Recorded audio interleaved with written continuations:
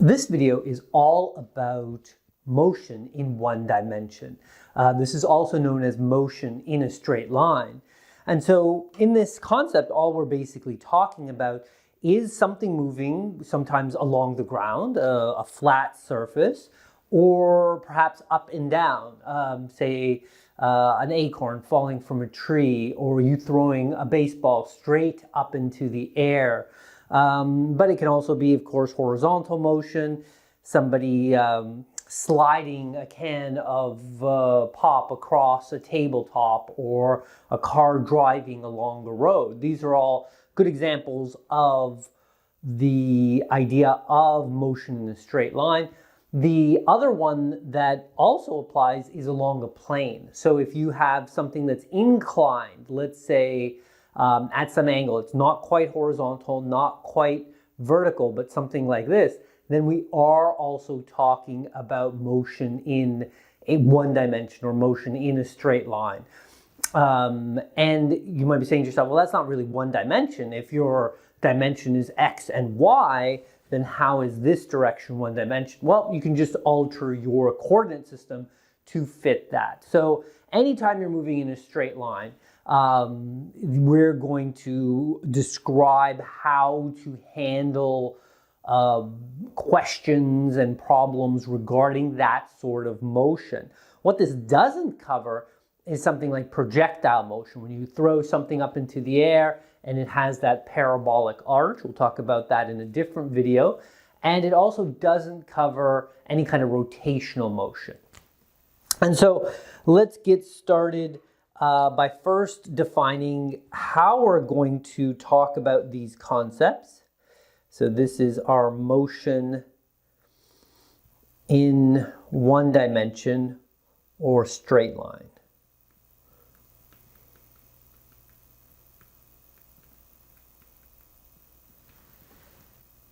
So now the question is, what are we actually trying to learn about that motion?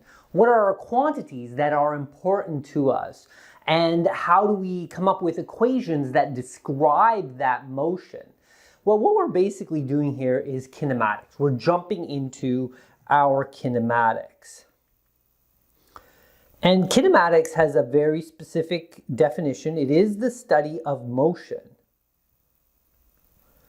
But that motion doesn't take into account what caused the motion, or what changes the motion, or what stops the motion.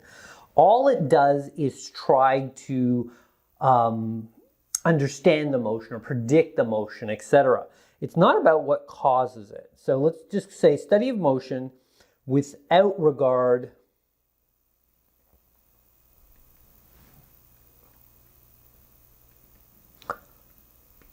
for what caused the motion.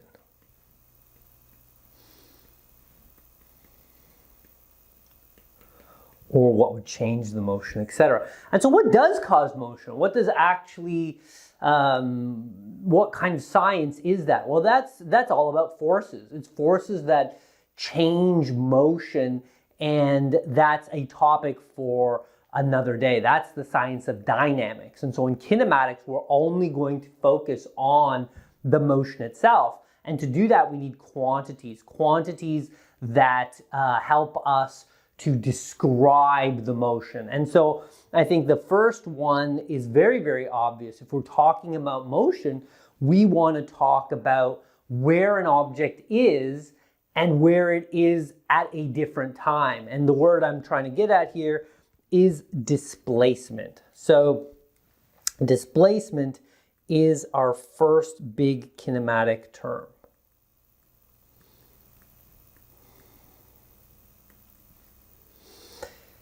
And displacement is our representation of our change in position. Yes, you want to know where something is at a specific time, but the only way you're going to study its motion is to know where it is at a later time, and whether that's something you're given or something you're asked to find out. It's that change in position that matters, and that's what displacement is able to define. How does the position change with regard to time?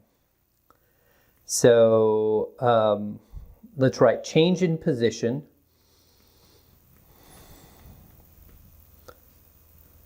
And interestingly enough, displacement is a very specific word and is very different than the idea of distance. It's not distance. And so some people that may have done a little bit of physics up until this point may have talked about distance instead of displacement. We don't really care about distance in proper kinematics. What we care about is the idea of displacement. So how are those two concepts different from one another?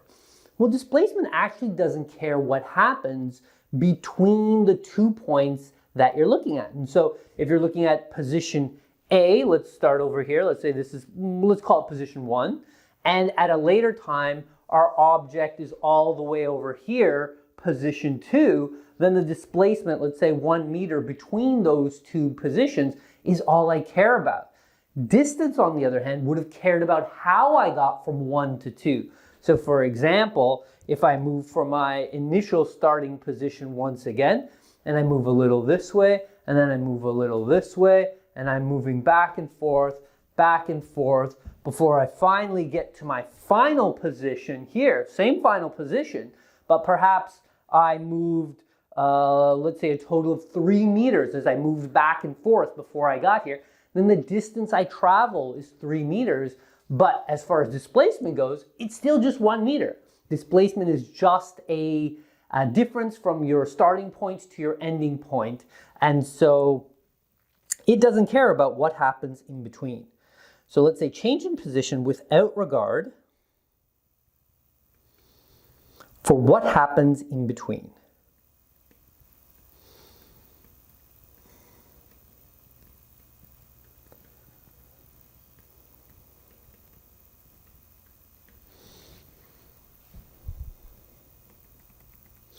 And very, very importantly, this is not distance. We'll find that distance is not as important a quantity for kinematics as displacement is, and so we will be looking for displacement. Now, displacement is going to be our very first vector that we talk about in first year physics. And vectors are quantities that have a size and have often a unit, but they, at least in physics, have a unit associated with them, but they also have a direction. And so the direction is important in displacement, as we will see throughout. So displacement is a vector.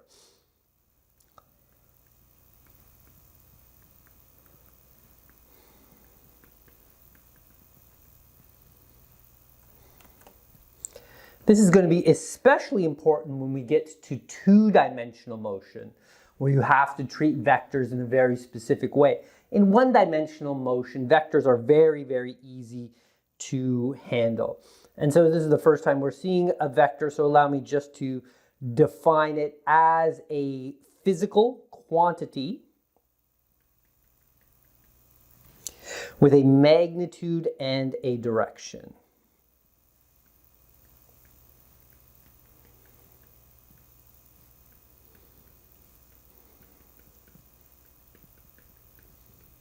All right.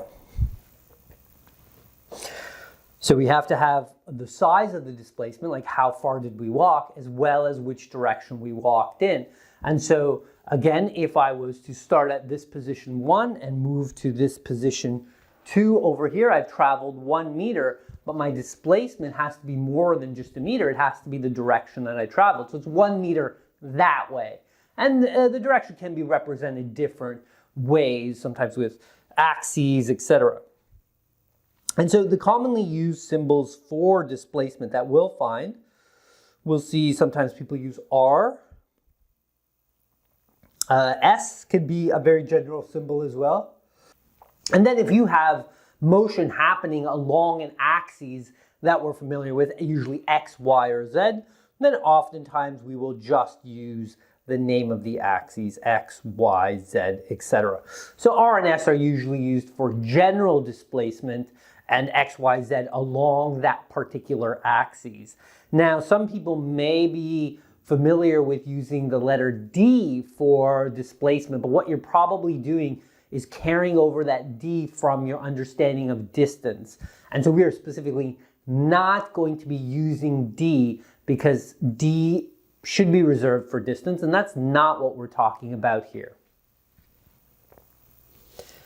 So let's just refer to these as commonly used symbols for displacement.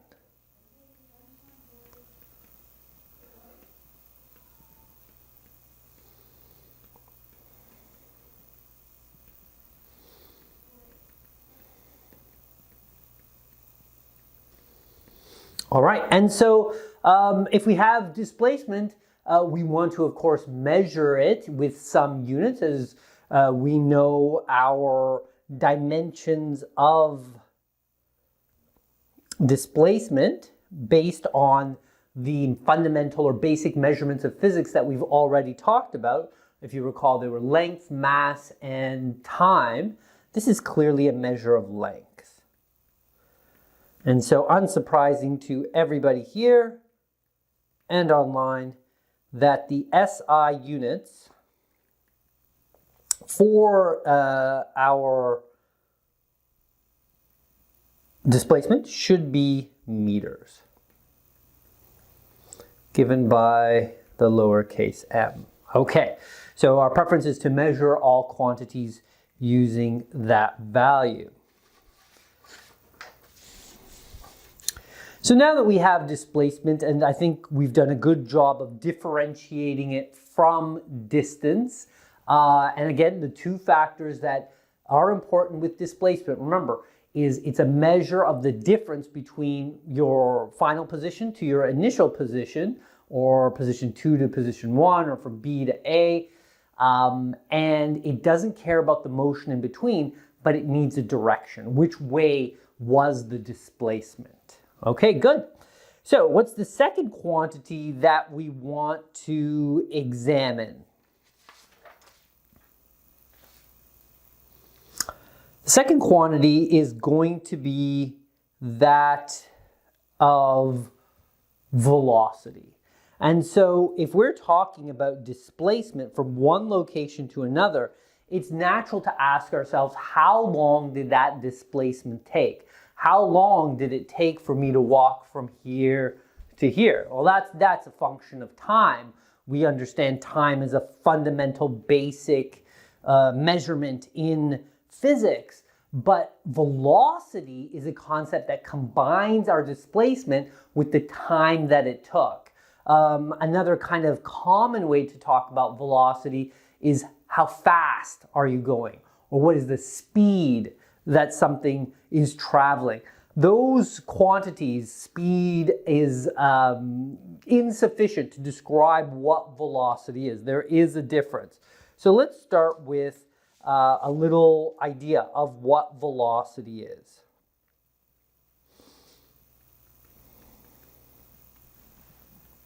I'm going to give you a technical definition to start with. So we define velocity as the time rate change of displacement. That's the formal way of saying, how does displacement change with respect to time? Or how does position change with respect to time? Can we quantify the motion with respect to time? Yes, we can. It's velocity, and we call it the time rate change of displacement.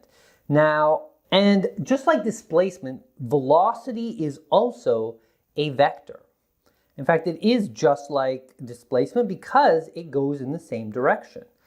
So velocity is also a vector. And if something is moving in a particular direction, then the direction of that velocity will also be the same as displacement. It's the same direction as displacement.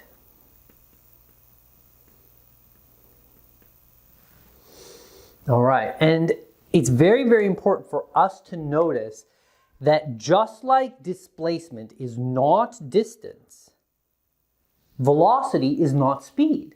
Once again, let's go to our example of myself moving 1 meter. And so let's say, it's a bit more than a meter. Shall we shift it to 2 meters? Let's say 2 meters. I'll go a little bit further back. And let's say I walk from here to here, and that's 2 meters for our sake. And let's say that it took me 1 second to travel across that distance. Naturally, you would think that if I was traveling at a constant rate, that my velocity across that distance is 2 meters per second. So once again, let's just say I'm walking, I start here, and I end up here. That was just 1 second of motion, but it took, that was 2 meters of motion that took 1 second, and so you might argue that my velocity is 2 meters per second. But is that also my speed? Well, speed is actually distance with respect to time. And so the question again is, what happened in between? Distance cares about that. And so perhaps I've started at this position here, and I walked here, then I walked here, then I walked all the way back there. And so in that case, my distance was 1 meter, 2 meters, and another 2 meters, 4 meters. Let's pretend that that took a total time of, let's say, 4 seconds. Let's pretend for a second. So I traveled a distance of 4 meters in a time of 4 seconds. And so my speed would be 4 divided by 4, or 1 meter per second. That's fine for speed, but that's not what my velocity is. Because velocity is again a measure of the change in displacement. Just 2 meters is the displacement, divided by the total amount of time. In this case was 4 seconds. It took 4 seconds to go from that position to that position. And so 2 divided by 4 is just 0.5. And so the velocity was 0.5 meters per second. And again, speed doesn't care about direction, but velocity does. And so it's 0.5 meters per second that way. Okay, cool. So very importantly, let's write this is not speed.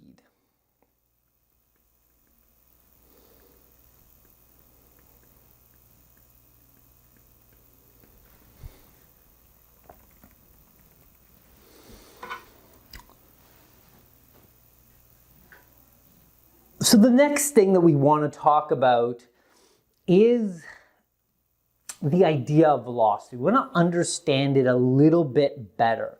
It turns out that there's 2 types of velocities that we will talk about in first year. Actually, there's more than that, but 2 for now that we're going to talk about. And the first of those is average velocity. And this is what I've been describing up until this point. I just called it velocity, but in fact, it was average velocity. And average velocity is defined as the change in position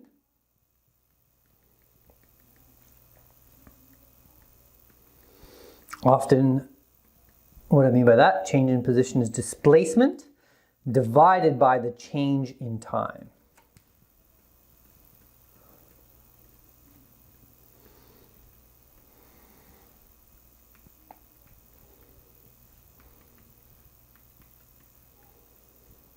All right, so this average velocity is very, very simple to understand.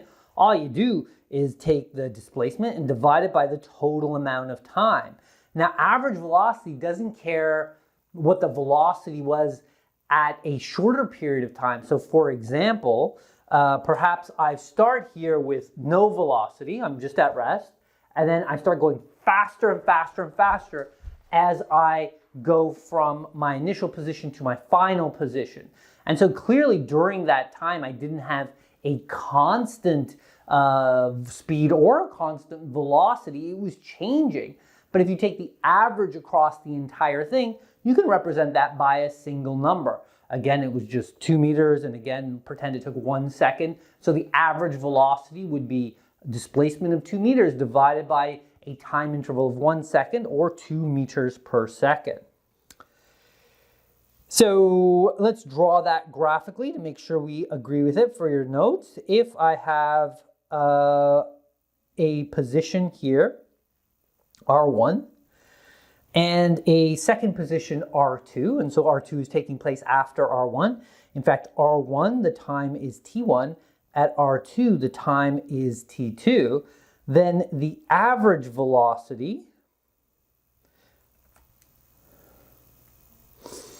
is going to be the change in position, R2 minus R1, divided by T2 minus T1. And please keep in mind that this arrow here is indicating that we have a vector. And so I know average velocity is a vector, so it gets a arrow. And similarly, our displacement is also a vector, and so we have that as well. And so this is our definition of average velocity, the change in position or displacement divided by the change in time. Now, usually we don't write it like that. We like to use this Greek symbol here, just a triangle, also known as delta. So that's the Greek letter delta. And it means the change of. So when you see that letter, it means whatever follows it, that quantity is the change of that quantity. So we can more simply write the average velocity is just equal to the change in our position divided by the change in our time, like so. Okay, great. So that's fine for average velocity. It completely describes what we want. And if we were to measure it in dimensions, that is, how do we get to velocity from our basic measurements, length, time, mass, it's just a combination of lengths divided by time. You don't actually use this, it's just here to show you that it is a combination of other basic measurements. And the SI units one more time. Well, again, we have lengths in meters, and time is measured in seconds, or meters per second. There we go.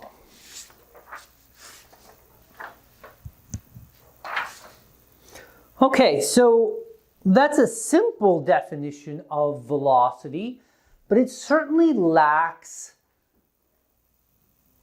kind of, let's say, real-world usefulness, because we don't go at constant velocities.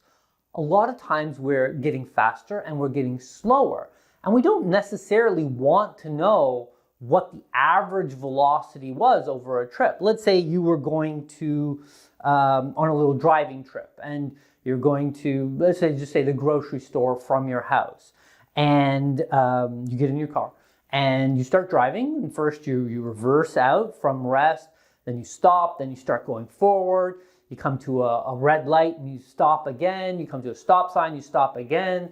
Maybe one of the streets has a speed limit of 80, and so you really, go fast during that time.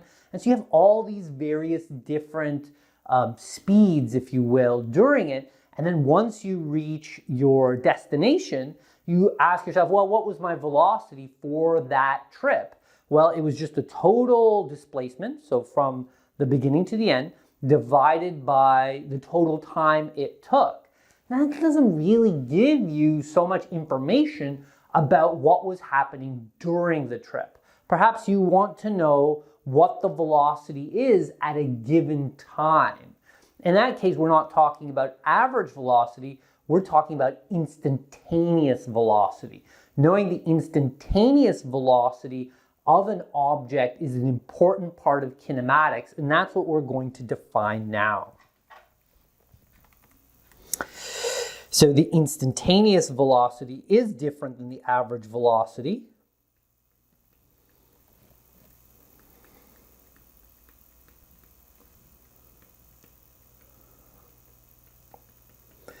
And we'll define instantaneous velocity exactly as you would think. It is the velocity at an instant in time.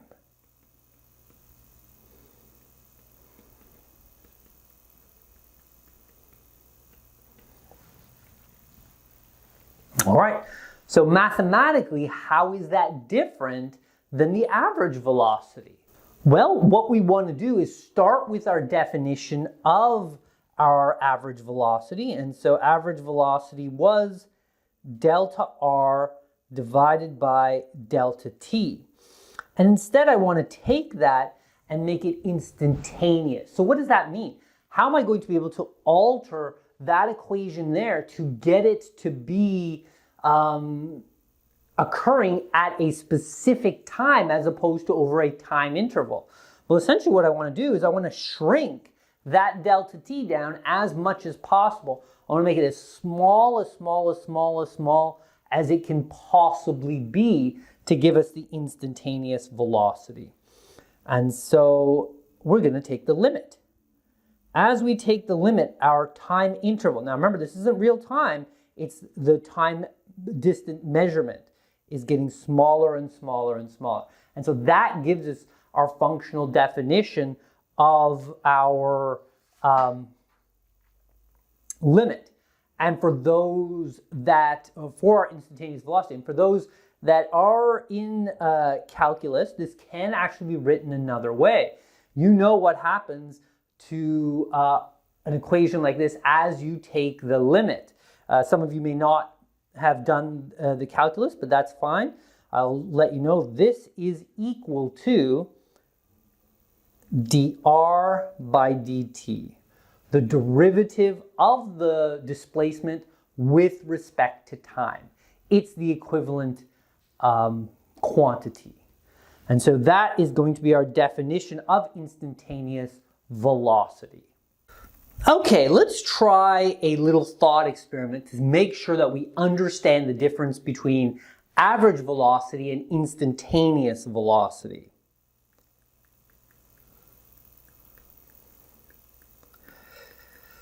So let me write this down, show you what I mean, and then I'll actually have you pause the video to think about your answer and to compare it to what we come up with. So at what point does the instantaneous velocity equal the average velocity for a ball thrown straight up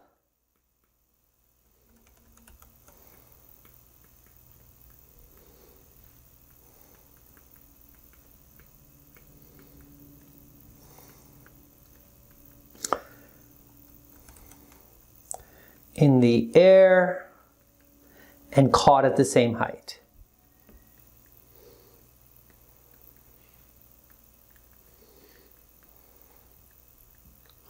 All right, what do I mean by that?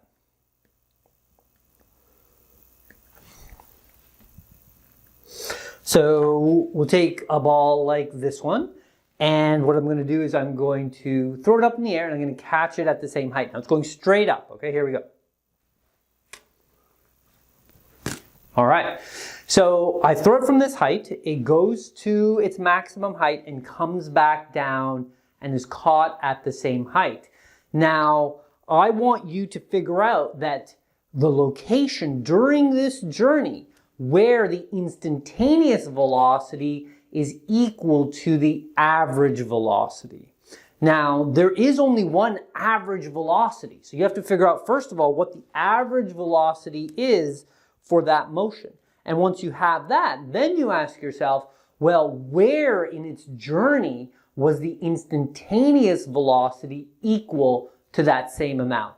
Go ahead, pause the video at this time, throw an eraser up in the air, catch it, and think about where instantaneous velocity and average velocity are equal to one another for something thrown straight up in the air and caught at the same height.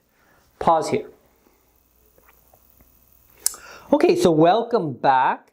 What I want you to think about again was what the average velocity was. Now, average velocity is the displacement, total displacement divided by the total time, or the interval of time. And so let's give it a shot. So what is the displacement when I throw something from this height and catch it at the same height? Now, some of you might be wondering, well, how high did I throw it? It doesn't matter how high I threw it, because the initial position and the final position are exactly the same. What is the average what is the displacement of this ball? Zero. Zero. It has no displacement because its initial position and its final position are the same as one another. And so if I have zero displacement, it doesn't really matter how long it took. Zero divided by the time of a second or 10 million seconds is still zero. The average velocity of this ball thrown in the air and caught at the same height is zero. Okay, good, good. So we have that. Now the question is, where is the instantaneous velocity of that ball equal to zero? Let's take a look at it. So you might be saying, oh, right when I'm about to throw it, or right when I'm about to catch it. Those 2 points don't count. They're not part of the motion. They are before the motion and after the motion. That is not part of kinematics. That's actually part of force, what threw it and what caught it. That's a force question. That is not a kinematics problem. The kinematics problem starts the moment it leaves my hand. Well, when it leaves my hand, it's going fast. It's going as fast as it can go. And over time, it slows down, slows down, slows down. And right when it's about to change direction, it stops.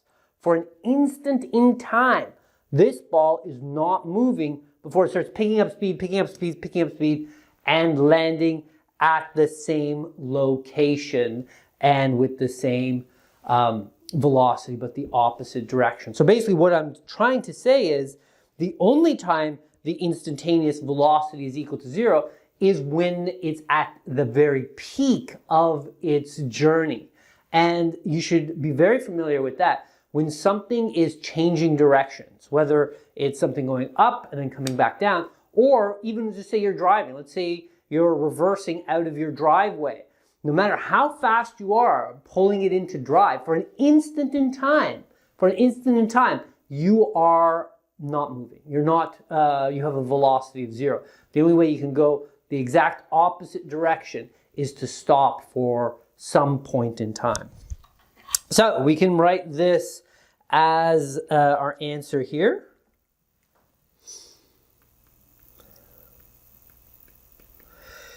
The average velocity, as we know, is delta r divided by delta t, but delta r, or displacement, is zero, giving us an average velocity of zero. So, where is the instantaneous velocity equal to zero? Only at the peak of the path. At the peak of its path. And this is also its maximum height. You could write it that way as well.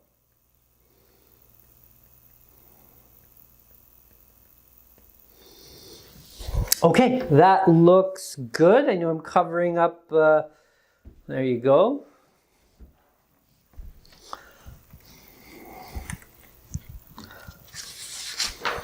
And so now that we have a solid handle on the velocity, we can also introduce the last term that we're going to need to really get into our kinematics. And that's the idea of acceleration. Keeping in mind that time is also important, but time is a concept we've introduced before. Acceleration is something that is a little bit harder to understand, I think, than both displacement and velocity, but it is super, super necessary for us to understand the idea of speeding up and slowing down. The world does not work at constant speed. There are times where we speed up and we slow down. We don't care about why we're doing that in kinematics, but it is happening, and so we need to take it into account. And so just as the velocity was the time rate change of displacement, well, acceleration is going to help us define how velocity changes over time. So think about that for a second.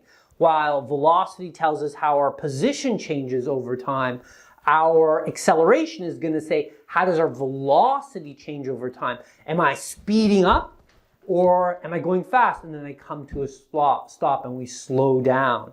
That needs to be defined. And so we're going to call this the time rate change of velocity.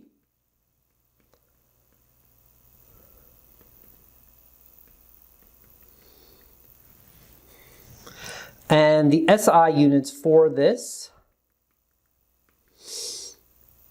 are going to be, well, maybe we'll do the dimensions first. Yeah, sure. Let's write the dimensions here. And since I've already started with a velocity, which was length over time, and I'm doing that with respect to time, I'm now going to have a length divided by 2 times, or a time times the time. That sounds funny. Time times the time. All right, and so the units for there clearly are going to be length or meters and 2 times seconds squared. So meters per second squared is the SI unit measurement of the acceleration. It's going to define how we change our speed, how we slow down and how we speed up. And of course, it's also going to be a vector. Its direction is a bit more complicated. It can either be in the same direction as velocity or the opposite direction as velocity in one-dimensional motion, because it can slow down and it can speed up. But it is a vector. All right, so we should, once again, if we're following the pattern we made for velocity, start by defining the average acceleration. Okay, so let's call average acceleration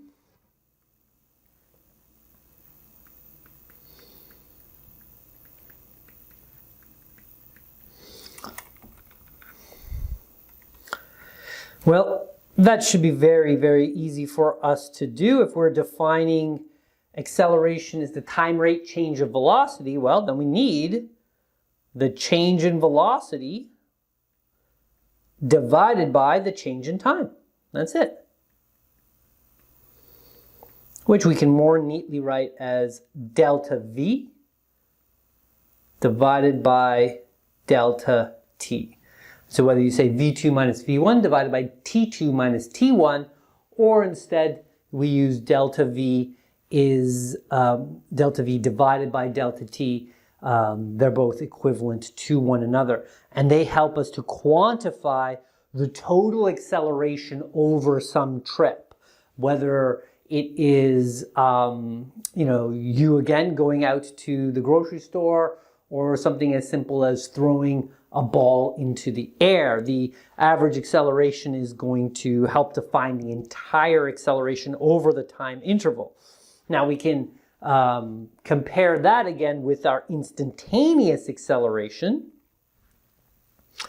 If we want to know what the acceleration is at an instant in time, then we should do the same thing we did with instantaneous velocity. That was, we took our definition of the average acceleration,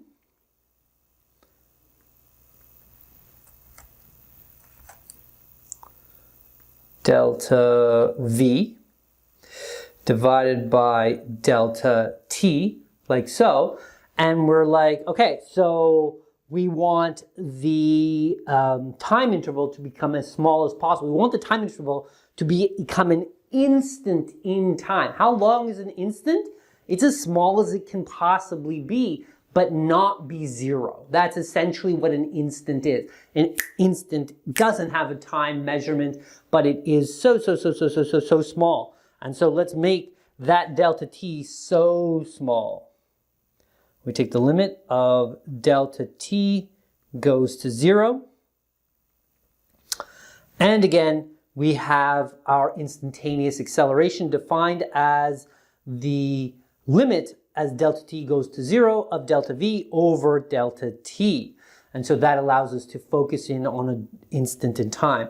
And now, again, for those that do have a calculus background, you will recognize the definition of a limit like this is actually just the derivative of the velocity with respect to time. Okay, so Having an average velocity and an instantaneous velocity is quite logical for first year physics, university level physics. But having instantaneous acceleration be something different than average acceleration is not done at this level. And so what we're going to do is we're going to make both of those values equal to each other. Basically, what we're saying is at this level, the average velocity is the instantaneous velocity because our problems always have a constant acceleration. If you have a constant acceleration, then of course the average and the instantaneous are the same with one another.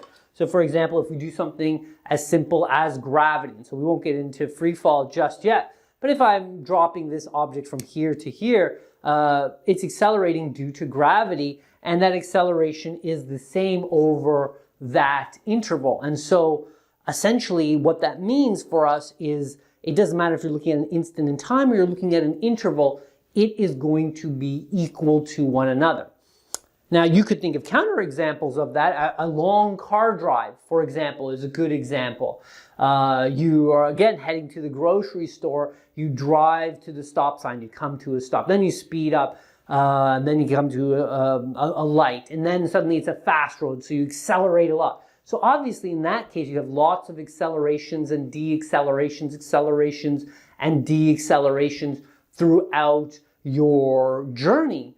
But really that can all be broken down into a series of constant accelerations, as opposed to thinking of it as changing acceleration through time. You could just be like, well, I just have 10 instances of average acceleration equal to instantaneous acceleration. So that's how we're going to handle it in first year. And so we are not going to worry about average acceleration. We're not going to worry about instantaneous acceleration. It's all the same thing. It's just acceleration. So this is true because we only deal with constant acceleration.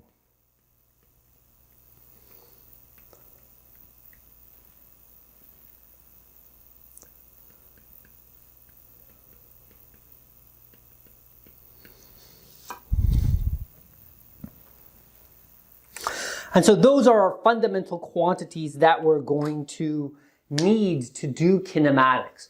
We've got our displacement, we've got our various velocities, acceleration, and time. And the combination of those is going to describe the motion of anything moving in one dimension, in a straight line.